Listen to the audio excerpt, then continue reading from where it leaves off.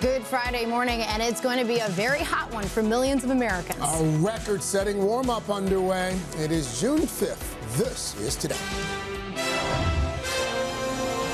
Soak it up.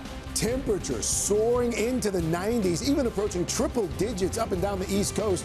That blast of heat set to stretch through the weekend. We'll have your full forecast, including the areas on high alert for severe storms.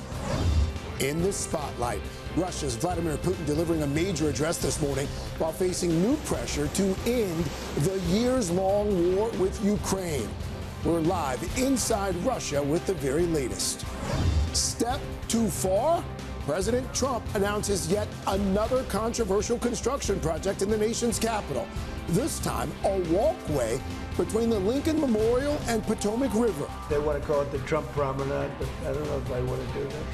But it's going to be beautiful. Why he says it's necessary, and the other moves by the White House to remake the president's cabinet. New twist. The just-released NTSB report on that United plane that clipped a light pole on a New Jersey highway, sending it smashing into a truck. What the investigation is now revealing about multiple warnings to the pilot about flying too low and too slow. Today, exclusive. Her case transfixed the nation. With two high-profile trials ending in her acquittal for murder. This morning, Karen Reed joins us in Studio 1A for her first live network interview on her life over the last year and the stunning new allegations that she's making against police in a major lawsuit. Those stories, plus time honored. This project is truly unique. An inside look at the special capsule being created for America's 250th anniversary, filled with treasures from sea to shining sea, including one of our own. A gold medal from the Winter Olympics. How it's being preserved for the next 250 years. And Lizzo live. The Grammy winner celebrating the release of her new album with a fun concert on our plaza that will have you heading into the weekend feeling today, Friday, June 5th, 2026. From NBC News, this is Today with Savannah Guthrie and Greg Melvin. From Studio 1A in Rockefeller Plaza. And a very good morning to you. Welcome to Today. Thank you so much for starting your Friday with us, starting your weekend with us. Laura Jarrett in for Savannah, who's getting a head start on her weekend. Are you ready for Lizzo? Always ready. Always ready. The crowd is ready, too. We got some new music. We got a little bit of a vintage Lizzo sound, a little 70s and 80s. Yeah. It's going to be fun. Just dropped a new album a few hours ago, so we'll talk to Lizzo and hang out with that crowd in just a bit. Also ahead, a Today exclusive this morning, Karen Reed is in our studio for her first live network interview since she was acquitted 1 year ago for the murder of her police officer boyfriend, John O'Keefe. She's now filed a new sweeping lawsuit accusing police in Massachusetts of fostering a culture of bias and corruption. We're going to talk to her more about that and a lot more coming up in just a bit. Should be a pretty fascinating conversation. First, though, we are following some breaking news out of Washington this morning, where a short time ago, Senate Republicans pushed through a bill to fund the president's immigration crackdown. Meanwhile, Vladimir Putin delivering a highly anticipated speech this morning amid intense pressure over Russia's struggling economy and the years-long war with Ukraine. We'll have a live report from inside St. Petersburg. But we do begin here at home with those record high temperatures for a huge part of the country ahead of some severe storms that will impact your weekend. Dylan is in for Al. She's tracking all of it. She's going to start us off this morning. Good morning, Dylan. Good morning, guys. We do have some heat, and if you've been waiting for a pattern like this, if you've been waiting for the warmer temperatures, here it is. The jet stream well up to the north, the area of high pressure just sweeping in those southerly winds, and that means we will see above average temperatures, tying records, record-breaking temperatures as we go into the weekend. So today in New York, 89 degrees. We'll match that up into Albany. Pittsburgh, 90 degrees for a high temperature. That's 12 degrees above average. If you want warmer, just wait till tomorrow. We're going to see even warmer highs make their way up into the Northeast. Highs getting into the 90s. D.C. about 94 degrees. Norfolk, Virginia, 96 degrees. So this is the heat. You want to limit your time outdoors during the middle of the day. Maybe find an AC somewhere. Maybe jump into a pool. We are going to see those really warm temperatures, but it doesn't come with all that much humidity. So a dry heat, I guess we can call it. It's not going to be stifling out there. Erie, Pennsylvania will drop back down into the 70s for Sunday and Monday before we warm back into the mid-80s. As we go into Tuesday, Cincinnati stays on the hot side, mid to upper 80s. Philly, we go from 90 Sunday to 80 Monday, and then nice and comfortable 82 degrees for Tuesday. Now, we also have the chance of some isolated spots of severe storms tomorrow in this area from Ohio through Pennsylvania into New York and into parts of New England. We could see wind gusts up to 60 miles per hour, some larger hail. Tornado risk is low, but still keep an eye out for some of those storms, guys. To the Middle East we go now, where overnight attacks by Israel are fueling new concerns about the push for peace between the U.S. and Iran. NBC's Richard Engel is in Tel Aviv for us with the very latest on that. Richard, good morning. Good morning, Craig. New concerns at a minimum. Hopes that a U.S. brokered ceasefire deal in Lebanon, that they would bring a wider peace agreement to the Middle East, are fading after that Lebanon deal collapsed as soon as it began. The latest U.S. brokered ceasefire in Lebanon didn't last a day, with columns of smoke rising from Tyre in South Lebanon from new Israeli strikes. It's a setback to President Trump's efforts to achieve a peace deal in the region. Trump remaining optimistic yesterday. I think progress is made. That's been going on for a long time. The Iranian-backed militia Hezbollah rejected the new ceasefire, calling it a surrender. The deal was unlikely to ever work. Israel agreed to stop shooting if Hezbollah stopped fighting and left southern Lebanon. Hezbollah says it will stop fighting if Israeli troops pull out of Lebanon, which Israel says it won't do. It's a bad sign for a deal with Iran to open the Strait of Hormuz, end the war, and lower gas prices. Iran's Revolutionary Guard yesterday repeated its position that no peace deal in Lebanon means no peace deal with Iran. President Trump says Iran will make concessions. As far as Iran's concerned, you're going to find out what the deal is. But the main parts of the deal is they can't have a nuclear weapon. And Trump said he might escalate the war against Iran if more American troops are killed. We're going to see if we're going to win one way or the other. We're going to win on paper, or we're going to win military. Iran is once again proposing a framework to reopen the Strait of Hormuz, with Iran itself having a great deal of authority, the strait being controlled by regional governments, with Oman in particular playing a role. It's a framework the Trump administration has previously rejected. Craig? Our chief foreign correspondent, Richard Engel, for us there. Richard, thank you. Meantime, here at home, President Trump has scored a victory overnight on Capitol Hill. Republicans in the Senate passing a bill to fund ICE and Border Patrol for the remainder of the president's term. NBC's Garrett Hake is at the White House for us. Garrett, good morning. Hey, Laura, good morning. Republicans muscled this bill through the Senate overnight after weeks of work and some significant pushback to some of the president's personal projects, including $1 billion for security of his White House ballroom, which ended up on the cutting room floor. Now the legislation will head back to the House, which should send it to the president's desk within a matter of weeks, all while the president himself is focusing on construction projects here in D.C., including a major new one. Just hours ago, a key vote in Washington. This bill, as amended, is passed. After an all-night session on Capitol Hill, Senate Republicans narrowly passing a bill to back President Trump's immigration agenda, funding ICE and Border Patrol for the rest of his term. They're great. ICE, Border Patrol, they're very, they're patriots. All Democrats and one Republican voting against it. The debate has caused a partial shutdown for months in Washington. Democrats criticizing recent ICE controversies, including the deaths of 2 protesters, amid Trump's aggressive immigration crackdown. Instead of shooting Americans dead in the street, the federal government could cut a $1,300 check to every household in America. And while the bill is a victory for the president, Senate Republicans pushed back on some of his priorities, including a $1.8 billion fund for allies he claims have been targeted by the government, and a request for $1 billion in security upgrades for his White House ballroom. Trump has demolished the east wing of the White House to build the ballroom. part of his push to remake the nation's capital.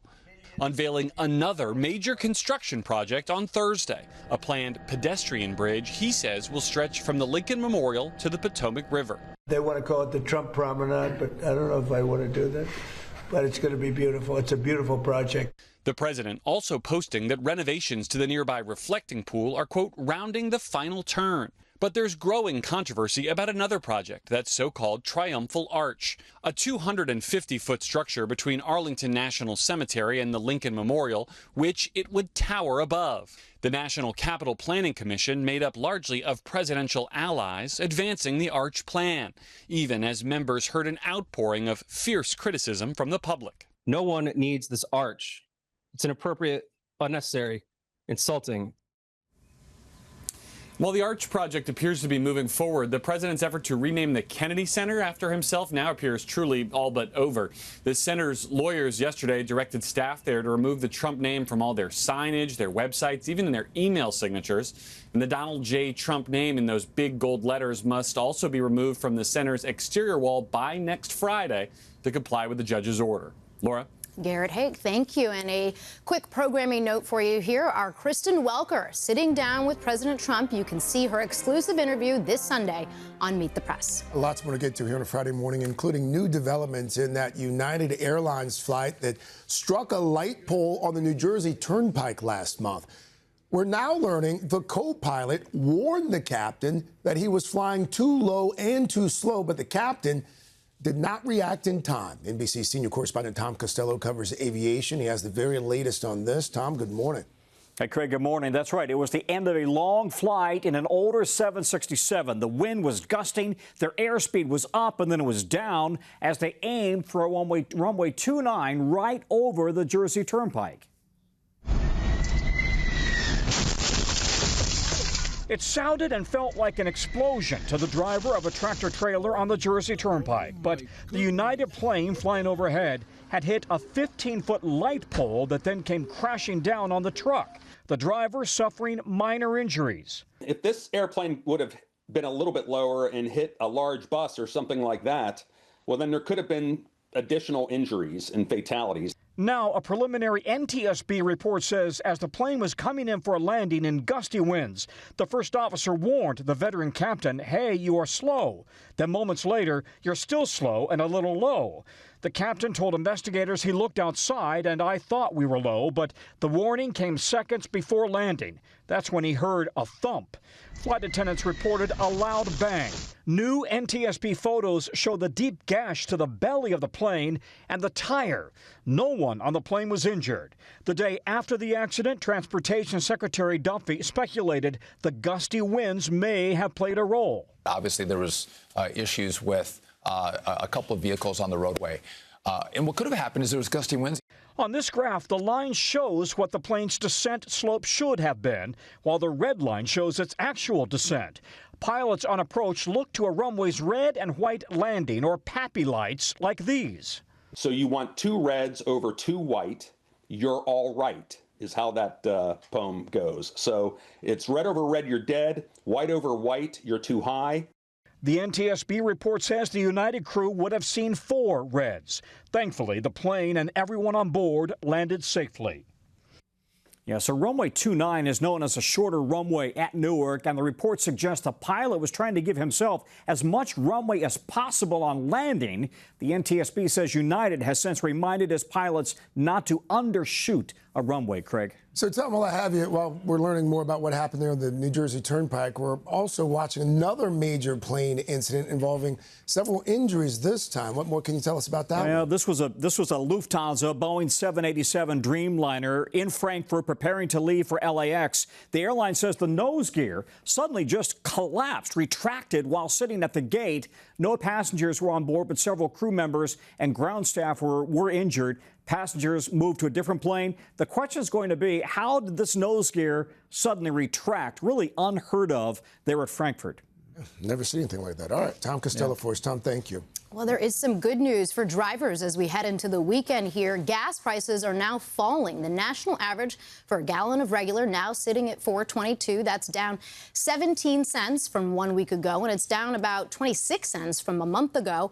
Encouraging news for anyone hitting the road this summer. However, experts warn due to uncertainty in the Strait of Hormuz and the season's increased demand for gas, do not expect any big drops in the near future. We'll take what we can get. Yeah, yes, we will.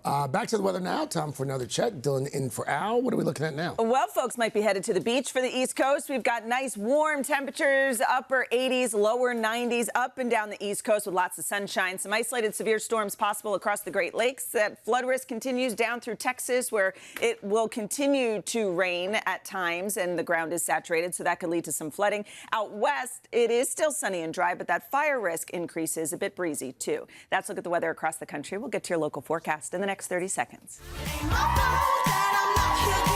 Welcome back. 7:30 on a Friday morning. Check it out, C Daily. Love it. That plaza packed.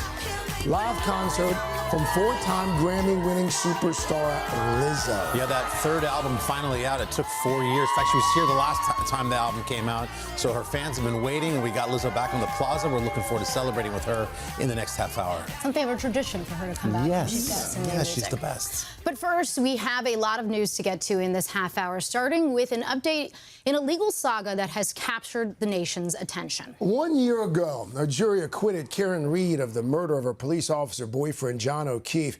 And now Reed has filed a sweeping new lawsuit accusing Massachusetts state and Canton police of creating and tolerating a culture of bias and corruption for years. We are going to sit down with Karen Reed and her attorneys in just a moment. But first, a closer look at this new lawsuit and a warning. Some of the language you are about to hear is disturbing and offensive. Nearly 1 year after Karen Reed walked out of court a free woman, she's waging her own legal battle this morning against the police departments she says framed her for the murder of her boyfriend, police officer John O'Keefe. You know what you did. You know what you've done. The 46-year-old filing a scathing new civil suit against Massachusetts State Police and the town of Canton, laying out a litany of racist messages her attorneys say were exchanged between the lead investigator on Reed's case, Michael Proctor, and former Canton Police Sergeant Sean Good. Take your time. I saw was involved, so I wouldn't rush if you're working. Let them die.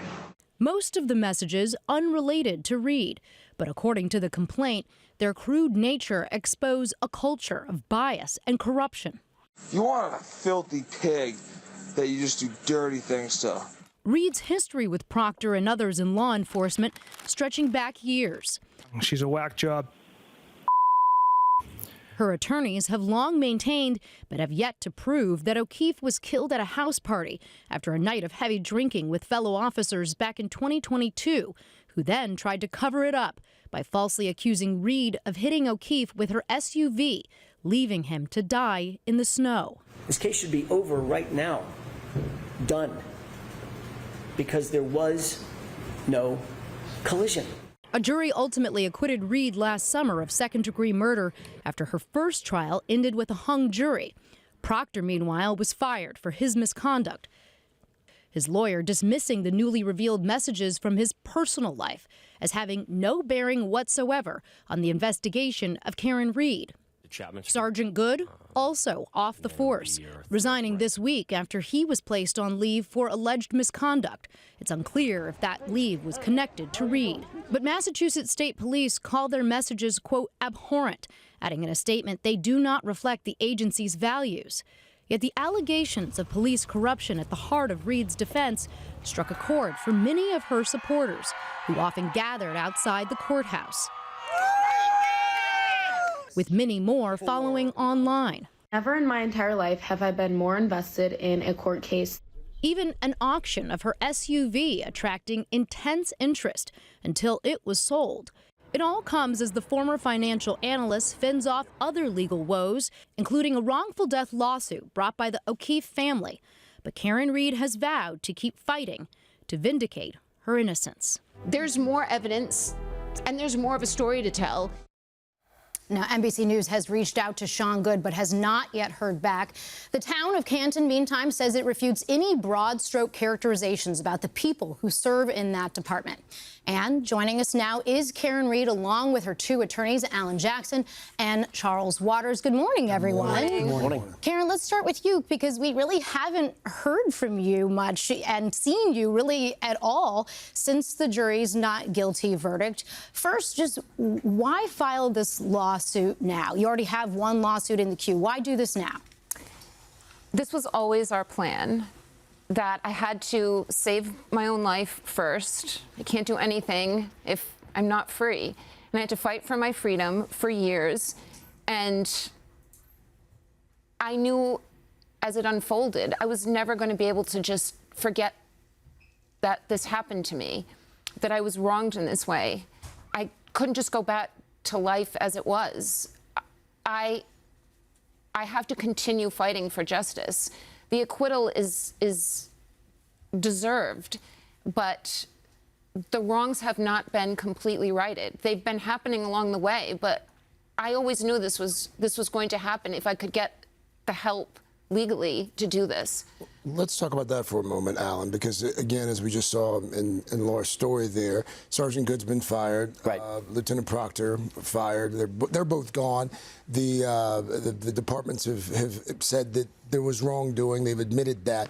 From a legal standpoint, what do you precisely want to see happen here that has not already happened? Well, it's a civil case. So the remedy is the law speaks in dollars, but that's not what the ultimate goal is here. The ultimate goal is to ensure that we bring to the light the institutional biases, the institutional corruption that permeates the Massachusetts law enforcement system. That's what this lawsuit's going to do, ultimately. What Karen wants, you cannot write on a check, which is exposure.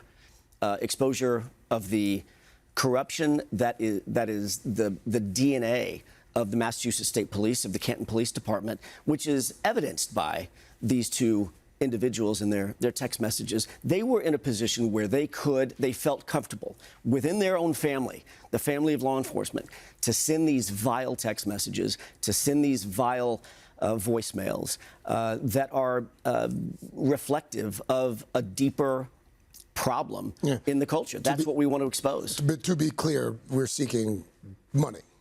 At the end of the day, that's what the civil law requires. Yeah. Charles, I want to bring you in here because you guys have always maintained she was framed, right? That's been your entire theory from the beginning here. But what evidence have you actually amassed over the past 4 years now? What evidence do you have to support that claim? Well, I mean, I think that Alan, during the criminal cases, let the whole world see the evidence that she had. But I think, first and foremost, you look at the injuries that John O'Keefe suffered, and that, to me, is the key. Those were injuries from the back of his head. He died from injuries to the back of his head, some ridged lead surface. But you've had that for a while now, right? But the question was what evidence is, and you start there. And when you start there and you realize that the medical examiner, for example, testified at the criminal trial that these injuries that he had were inconsistent with a car strike. So you start there, and then you say, what else could have happened? And then you look at the house. And then you look at the people that were in the house. And there are ridged surfaces in the house. There are relationships that John O'Keefe had with people in that house that were difficult relationships. And there's a lot of evidence that we've uncovered and that we're going to still uncover in this civil case. Karen, let me come back to you for a moment here, because since the two trials, like what has life been like for you? I know you lost your house, you lost your car. Are you working right now? No, I'm not working. I still don't have my license, and I'm back working on the case. And, you know, we've brought in civil lawyers, but this case is so comprehensive that we need all hands on deck. I mean, I'm working on the case every day, and I don't know that I really ever took time off, and I don't know that I felt like I wanted to take time off. I want this to be over, but it's not done yet. I want to, because we saw the throngs of supporters who would show up at that courthouse who clearly believed, just as the jurors did, But you have to know that when you walk down the street, there are lots of people who look at Karen Read and who think, oh, there's that woman that got away with killing her ex-boyfriend who was a cop. How do you go through life knowing that there are lots of people who, despite what the jury said, still think you did it and you got away with it? I've not had any evidence that there's lots of people who feel that way. I mean, I have lived more low-key in the last year. I've just struggled to not have the adrenaline that I had during trial. But I have no interactions, no matter where I go. The grocery store, a restaurant, Newbury Street in Boston, any hotel or restaurant I eat at. I don't pay for meals. I get discounts everywhere. My parents get help taking groceries. I don't have interactions. I have not seen lots of people. I haven't seen one. The support isn't relegated to what you saw at the courthouse. It's throughout Massachusetts, and it happens so you've when I never travel. heard from one person who... Not one. Not one. Well, there were people... Have you been on the internet? I mean, have you looked at any of the comments? Oh, yes. Yeah, Okay. I've seen tweets. I have not interacted with anyone. And yes, there were people, there were pink shirts, and there was maybe for every 50 pink shirts, there was someone in a blue shirt who had many of them ties to people on the other side of this case. John, let's talk about John for a second, Karen, because you dated for 2 years. You got so close with his family, his nieces, his nephews. You went on vacation together, right? This is somebody that you loved. And yet, I think for a lot of people, somehow he gets lost sometimes in this conversation. Well, he's not lost. He's the reason we're doing this. I think I think people sometimes wonder, are you doing this for John, or are we trying to go after institutional corruption? Are we trying to get you money damages? What is the goal? John was the victim of this institutional corruption, and we're the voice for John. And I have lived nearly daily John's final moments, and what happened to him, what was on his phone, what was the temperature of his phone, what was his interactions that I had experienced prior to his death with members of the family that lived in that house. And this all revolves around John. I can speak about my personal memories with John, and his family can speak to them as well. But I implore any one of John's family or friends to point to any moment that I wasn't loving or caring with John and his adopted niece and nephew. And what was he like? John was very easygoing and kind of shy, quiet. And he just liked to watch Boston sports and drink a few beers. And he was funny. He had a really good sense of humor, and he was very dutiful to his niece and nephew. I mean, he did everything. They were involved in anything they wanted to be involved in, and he tried incredibly hard with them and gave up his bachelorhood, changed his trajectory on the Boston Police Department to care for them. So he was incredibly sacrificial. We know you're fighting the civil suit that's been filed by his family, but if you could talk to his family today, what would you say to him? I don't have anything to say to his family. I interacted with them for several years. John and I had actually dated a long time ago when we were in our early 20s, and I was caring and I believe generous with them, with my time, and we did spend a lot of time together. And they experienced who I am, and they know who I am. Beyond the civil suit, what comes next for Karen Read? What are you going to do for the rest of your life? I don't think we're done discussing law enforcement, corruption, what's wrong with Massachusetts, where else is it? So let's say you win the civil suit, then what comes next for you, personally? Personally, I'd like to keep talking about what I've experienced. I haven't really been free enough, especially with all these lawsuits, to say all that I've experienced. And I think it would be a waste for me to just disappear and go live on an island, although I would like to do that. Well, we hope that you will come back We have a lot more that we want to discuss with you as this case continues. Karen, Alan, Charles, thank you all. Thank you. Thanks for your time. Thank you. Mr. Daly. All right, guys, thanks so much. So how do you sum up 250 years of our nation's history into a single time capsule? That's the question that's at the heart of a massive project honoring America's birthday and bringing out the best in all of us. Our firsthand look at what's being preserved for the next 250 years. But first, these messages. We are back, 7:47, a live look there at the Jersey Shore, Cape May to be specific. Folks, it is a great day to head to that beach or a lot of other beaches here along the East Coast. And New Jersey's own Dylan Dreyer is back with another check of the very pride of forecast. Jersey. Apparently. Pride of Jersey. Yeah. As we're playing like Bon Jovi, I don't think I'm the pride of New Jersey here. I feel like that'd be a good karaoke song for you. I don't know if I can. I can't do karaoke, period. But let's take a look at what's going on weather-wise. We've got some stormy weather back through the Midwest. You can see the heavier rain moving into northeastern Missouri, out of Iowa, and also moving into western Illinois. These storms are producing some heavier rain. You've got the cloud-to-ground lightning. You'll hear it. We may get some gusty winds out of it, too. And we are going to continue to see those move eastward as we continue through the day. So the best chance of seeing those gusty winds, the larger hair, will be back in this yellow area here. And then the East Coast, enjoy that beach day. We're looking at highs today up into the 90s. That's a look at the weather across the country. Now here's a peek out your window. And that's your latest forecast. I take it back. I do love karaoke. We had to clarify. What just changed? You hated it a second ago. I'm not good at it. Oh. But I do enjoy doing it. She's right. Well, that Bon Jovi song's a good one. We need a sneak peek. We got a good one for you today on a Friday. We're gearing up for this epic tale to play out on the big screen. Roll it. My dad is coming home, bringing vengeance, bringing it all. Yeah, looks so good every time. Well, yesterday, tickets went on sale for the Odyssey in IMAX to very, very high demand. Very high. AMC theaters registered an hour wait time just to get to the website. Users on Fandango also had difficulty logging on to purchase tickets. And guys, get this, seats are now being sold on eBay with whopping prices and even hitting $1,000. Reselling movie tickets. Yep. Wow. There you That's go. what we are. A lot more Pop Start coming up, including an Elmo controversy. Oh no, we're going to tell you why his innocent post about the NBA Finals has got some fans of the Knicks roasting our little red. We're not involved this time, though. No, we're not involved.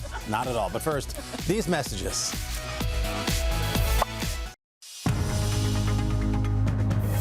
It's 8 o'clock on Today. Coming up, the heat is on. Temperatures soaring this morning, marking a hot start for the weekend. Highs well above average up and down the East Coast. We'll have your full forecast. Then, shocking tragedy. Actor James Handy, known for his work in blockbusters like Top Gun, Maverick, and Jumanji, Coming with you. stabbed to death in Los Angeles. New details on how his alleged killer, his girlfriend's own son, placed a stunning call to 911. That story just ahead. And history in the making.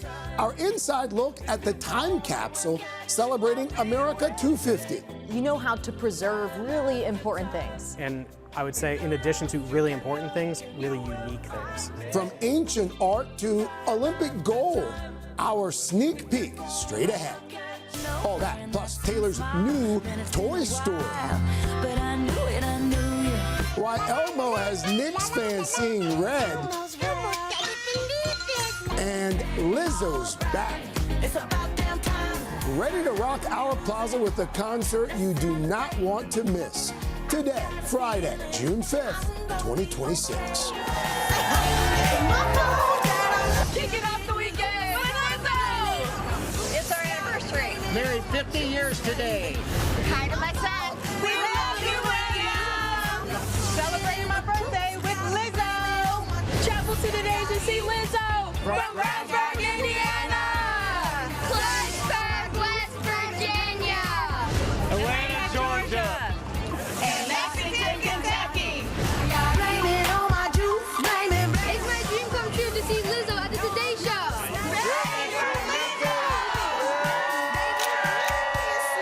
Ah, yes. Welcome back to Today on this Friday morning. So happy that you've decided to start your weekend with us. So happy all those smiling people have descended on the plaza.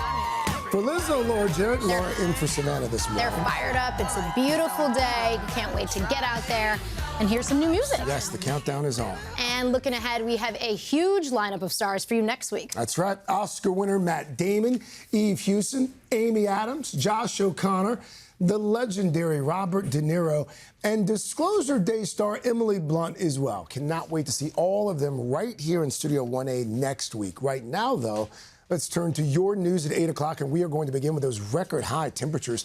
Millions of Americans getting ready for a few days of super heat, especially here along the East Coast. Let's get right to Dylan. She's in for Al for the very latest. How warm are we talking? Well, it's going to feel like summer. We're looking at upper 80s, lower 90s. You know what? Not all that humid, though, so that'll make it feel a bit better. But we do have some air quality alerts scattered across the Midwest into the Northeast, too. Those ozone levels are a little high, so if you do suffer from respiratory illnesses, you'll want to limit your time outdoors during the hottest part of the day.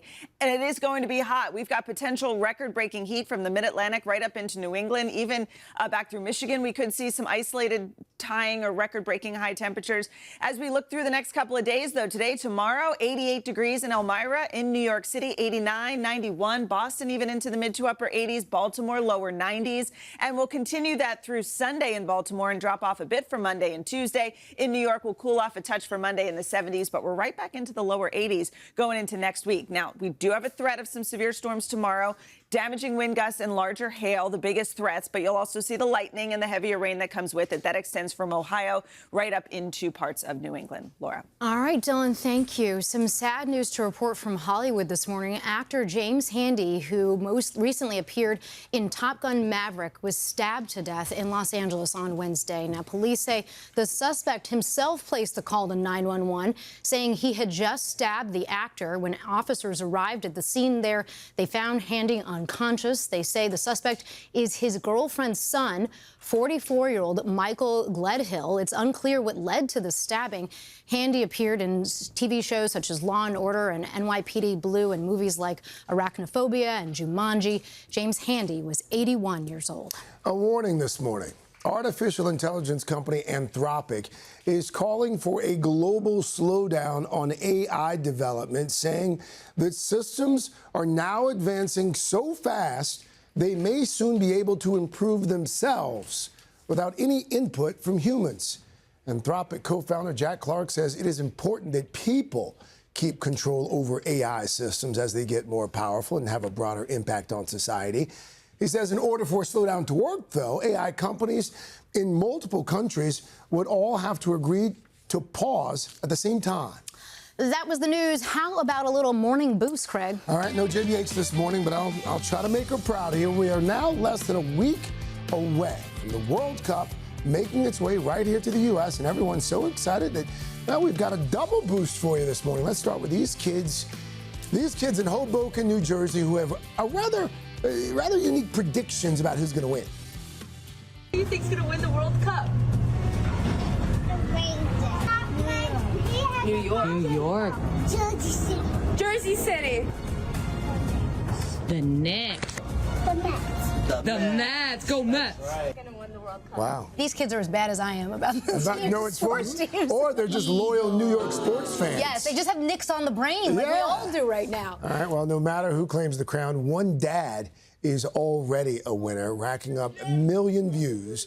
1 million views and counting right now for his excitement to be a World Cup volunteer, showing off all the merch for his gig. Aww. So if you see him at his station at the Newark airport, be sure to give that guy a wave. That is a fashion show at home. A lot of World Cup swag there. I know. They're doing it up right. Yeah. It's good.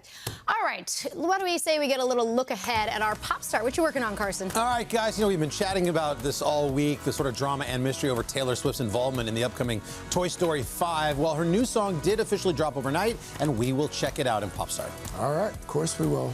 Plus, a ton of things that makes our nation so special now being preserved for future generations, from Olympic gold and ancient art to student projects and presidential letters. Emily Arquette is going to share a look inside a one-of-a-kind America 250 time capsule before it gets buried away.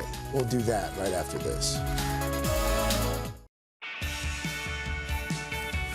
are back now at 8:13 with something special to mark America's 250th anniversary. Yeah, some of the planners behind this year's celebrations are assembling a time capsule that will be buried away for the next 250 years. Really cool idea. NBC's Amelia Canada, she actually paid a visit to the lab where it's all happening. You even got to put something inside. Yes, huh? I did. This was such a cool opportunity, and to see the behind the scenes of it all was really neat. Experts say something like this has never been successfully done before in America, but that didn't deter a team of engineers from building a 1-ton vessel holding art, writings, and mementos from every state to capture the essence of America from sea to shining sea. Designing, measuring, and welding. This project is truly unique. A team at the National Institute of Standards and Technology, one of the nation's oldest physical science labs, is building something to stand the test of time. A time capsule marking America's 250th birthday. Once completed, engineer Mike Barilla says the vessel, weighing a ton, will be buried 10 to 15 feet underground outside Independence Hall in Philadelphia on July 4th. The Institute leaning on its experience preserving the Bill of Rights, Constitution, and Declaration of Independence. You know how to preserve really important things. And I would say, in addition to really important things, really unique things. So when you are burying something for hundreds of years, what are some of the challenges in that? The #1 killer of time capsules is water. And so every part of this time capsule design has taken water into consideration. What do we see? It's what is believed to have turned most of this time capsule, recently unearthed at West Point after 200 years, to silt. The box didn't quite meet expectations. Helping keep water, rodents, and tree roots out this time around will be a lot of layers. On top of the granite platform and pedestal is a bell jar and air bubble, protecting the capsule, holding document and artifact boxes. Project manager Tom Medema says what goes in those boxes also requires a meticulous process. The Library of Congress needs to test the material to make sure that it's durable enough to not just survive itself, but not to negatively impact other things in the capsule. Every state and U.S. territory will contribute items ranging from challenge coins to a piece of the Wright flyer to hand-beaded art from Montana. So they chose a native Crow artist to do this beadwork. There will be a crystal from the New Year's Eve ball drop and letters from every living president, along with art from students across the country. So this is my painting. Anna Wang painted this as a 4th grader in Maryland. The theme was, what does America mean to you? And when I thought of the theme, I thought about how America has freedom. So I painted the Statue of Liberty that represents that. We even got the opportunity to add a memento ourselves, courtesy of the International Olympic Committee and Team USA. A gold medal from the Winter Olympics. I have not ever had the privilege of touching, holding. How cool is that? Yeah, to gift a gold medal to the people of the future. This is part of the fabric of our country, of the world. Special part of this year. And in honor of the longtime tradition of pin trading, here's one of my favorites. The men's and women's ice hockey teams won during the Olympics, and then the sled hockey team brought home gold in the Paralympics. The United States takes the gold! All part of a message in a bottle for our great ×8 grandchildren to uncover. I think a lot of people would describe today's times as divisive or strained. What do you hope the time capsule does for people today? I think that it's an incredible example of how this country can come together in a moment that is celebratory for many, commemorative for many, and fraught for many, but still believe in those foundational ideals. How cool is that, Yeah, right? cool. Did you see that Today Show pin? That was on the medal there, so nice. now a piece of the history. Idea. Yeah. I Awesome. wish somebody did this 250 years ago. Yeah. So that we We could open it up now. Yeah. Well, and part of the problem is like burying something underground for this long. Like there's water, there's all sorts of things. Like remember the time capsules you do as kids, for instance. You dig it up and it's like destroyed. Like it's like cardboard melting. So this was really quite a scientific feat. It's pretty cool to see the behind the scenes. cool. And it gets you really excited once again for America's birthday. Yeah. 250. Every time I see one of those stories, I'm like, yeah, let's go. Let's 250. go. Yeah, we're feeling amped up now. And before it's buried, by the way, people will get the chance to actually see it. And in Philadelphia, it will be paired with a new sculpture based on Benjamin Franklin's famed Join or Die Wait, what did you cartoon. put in it? Was it in the piece? I missed it. Gold medal. Gold medal. A gold medal. Wow. Not my own, and it's not an athlete's. They had extras. I thought it'd be what, Taylor Swift bracelet. Honestly, someone said that to me, and I'm like, I should have put a friendship bracelet in. Yeah. You know Next time, you're more than just Taylor Swift. Glad you did. Glad you did. Feels like the medal should be there instead. Yes, I think I love that deserves Taylor, a place. That but it's deserves a place. Have fun in the comment section. Yeah. I love it. Great Don't get Friday me wrong, for you. but medal, I don't know. Swifties, it's at Craig. Oh, no. Thank you, M.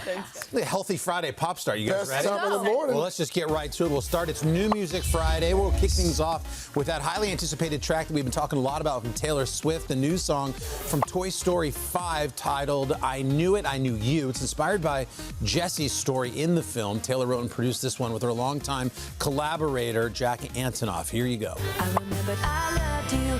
Came back when it mattered. I saw you standing there in the light of the window, wearing that same smile. Man, it's been a while, but I knew it. I knew you. I knew it. I knew you.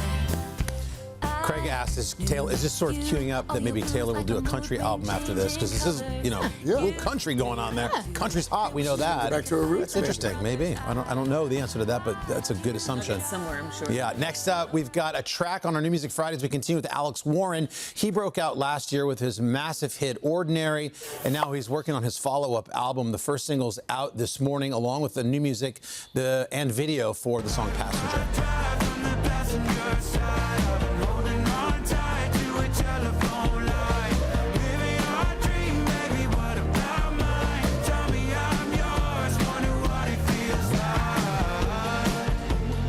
There you go, Alex Warren. Funny, Ordinary is such a down-tempo song. It was such a big hit for him. He's got 2 singles out since then that are high-energy, up-tempo, kind of sounds like summer jam material and surprising people. Really good stuff. All right, and here's a good one to close out on for New Music Friday from our buddy Shabuzi. This one's called Cowgirl, and the music video features Summer House star Ciara Miller.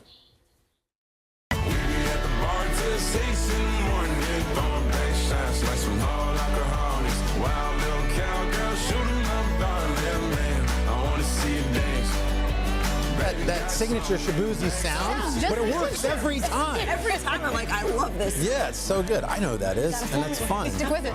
By the way, Shabuzi's coming to our plaza on July 31st. Yes. Not to get ahead of Lizzo, who will be coming to our plaza in about 10 minutes. Next up, Taraji P. Henson, the actress currently making her Broadway debut in Joe Turner's Come and Gone. The show's nominated for 5 Tony Awards. That ceremony, hosted by Pink, coming up, by the way, on Sunday. Later this month, Taraji's going to join our friend Kristen Welker for the very first Meet the Moment. It's a live event here in New York. The two are going to talk about Taraji's journey to becoming a Hollywood star, as well as her work to expand access to mental health care. She's been doing a lot of work in that in underserved communities. Great work. The event being held at our venue sponsor, City Winery. Tickets are limited, so you can scan that QR code or head to meetthepress.com to reserve your spot. That'll be a good conversation there. Next up, NBA Finals. Game 2 tonight. We can stay up late finally. Yes, we can. Not pay the price tomorrow. It's the weekend. Now, while many are excited, there is one little guy who's facing some backlash. And it all started with this tweet from Elmo. Elmo hopes, I'll spare you the voice, both teams have fun. Aww. Well, not everybody gets a trophy on the internet, you know. People didn't appreciate Elmo's neutrality. One user writing, this isn't the time for sportsmanship, Elmo. These streets ain't sesame. Love Fat Joe. No, Elmo's NYC roots did not help the problem with many wanting him to be loyal to his hometown. This user saying, Elmo, come on. You're from the city. Pick a side, man. Elmo apologized last night with this tweet. Nix that last message. Nix that last message is covered. Yeah, there you go. Elmo didn't mean to spur you on. So we should point out there are a number of those messages that we could not share on morning television. Oh, I know. Yeah. That were pretty funny. Yeah. Be so mean to Elmo. Knicks fans, man. No, it doesn't matter. It does not matter. Next up, Catherine Hahn, the Emmy-nominated actress, stopped by rapper Kid Cudi's podcast this week and brought up a highly debated topic. I used to call them Reese's Pieces, but the Reese's Pieces? They are called Reese's Pieces. But isn't it spelled pieces? Reese's Pieces, right? I know, but we're saying Reese's Pieces. But I think it's Reese's Pieces. Oh, I thought it was Reese's Pieces. Do you think, I've always thought that. Do you think that's that's a Cleveland thing? Yeah, I think so. I think so. I think that's a Midwest thing. Don't shame Kid Cudi, because there's a lot of us going, yeah, I think I've said Reese's Pieces at some point, too. Reese's Pieces. Reese's Pieces? Reese's Pieces? I think a lot of us do. Either way, they're delicious. Reese's, by the way, has Reese's? Reese's? Reese's. See? Reese's. They've officially weighed in commenting on that post. If you say Pieces, we're scared of you. You're right. That's crazy. Elmo also weighed in with a middle finger emoji. Terrible. An Ivy League lawyer. I just wish we had some Reese's, whatever they're called, right here in front of us. Reese's Pieces. Reese's Pieces. Reese's. Reese's. Wait, are you tripping on Reese's or Pieces? Reese's. I don't know now. I don't even know which one it is. This should be a shit. Do you say pecan or pecan? Pecan. Okay, let's just leave it at that. Finally, guys, one more. Let's get out and see Lizzo. Mindy Kaling will close up Pop Star today. The multi-talented star, the latest to sit down with our buddy Willie Geist for Sunday today. And during their conversation, she talked about her new series, Not Suitable for Work, her publishing imprint, and how she's helping usher the next generation into the industry. Isn't it cool that you are in a position now in your career that you can help bring people along who maybe otherwise wouldn't have had a place to be seen? It's the best part of my job. When I started out, I wasn't thinking about pulling other people up. I was like, I just want health insurance and to make enough money that I can prove to my parents it wasn't stupid to move to LA. And then after a while, I realized oh, when you're the only person who does something, it means more than your sort of selfish interest for clout and fame and everything else. Yeah. It means something to other people. You can catch more of that conversation, always a great one, when you wake up Sunday today with our friend Willie Geist. On the weekend, enjoy that conversation. That'll do it, guys, for Pop Star. Let's What go. do you say? Lizzo's about to get the show started. She is a 4-time Grammy winner. She's here. She's going to kick off music on our city concert stage, and it all starts right after your local news. It's about damn time. In a minute, I'ma need us.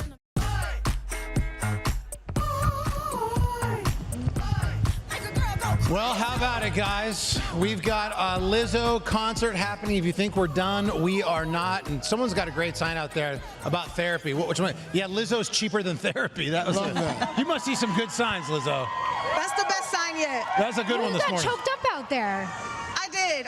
I wasn't kidding when I said I wrote this song for my fans. And I wrote it 3 years ago, and every time I was in the studio, I would get teared up because I was like, one day I'm going to sing this on stage, and they'll be able to feel how much I love them. They feel it. They feel it. Y'all feel it? Y'all feel it, right? They feel it. What does the rest of the day look like when you put out a big album like this? Baby, I got something every 5 minutes. Right? Yeah, I got to go. Yeah. Well, when you give birth to a new baby, you got to go out and promote the baby. I'm a mother, no drama. You need rest. If you're a mother, you need rest. That'll come. Okay. Yeah. Well, we're not done. There's more music coming up in the next hour, as well as a couple of our favorites from Mr. Show. We do. We got Bob Odenkirk coming up and David Cross. They've got this really cool new Adventure of a Lifetime movie they put together. And then Lizzo's going to come in live in Studio 1A. Hey, thanks for watching. And don't forget, you can catch the Today Show every morning on NBC or take Today when you're on the go. Just follow the Today podcast on Apple Podcasts, Spotify, or wherever you listen.